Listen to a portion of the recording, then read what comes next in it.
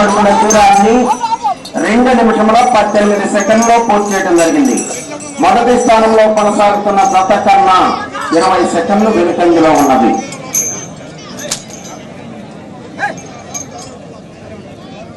ఈ రోజు జరుగుతున్నటువంటి సబ్జూనియర్స్ విభాగంలో మొదటి బహుమతి 25,000 రూపాయల మొత్తాన్ని గుడివాక శివరావు గారు వేకనూరు వారు బహుకరిస్తున్నారు. రెండవ బహుమతి ఏమూరి గోపాలరావు గారు జ్ఞాపకార్థం అల్లూరు గారు డాక్టర్ గొర్రెపాటి నవనీత కృష్ణ గారు ఎన్ఆర్ఐ గారు బహుకరిస్తున్నారు. మూడవ బహుమతి 15,000 రూపాయల మొత్తాన్ని వేమూరి లీలా గారి జ్ఞాపకార్థం వారి అన్నగారి కుమారుడు రామస్వామి గారు దుబాయ్ వారు బహుకరిస్తున్నారు.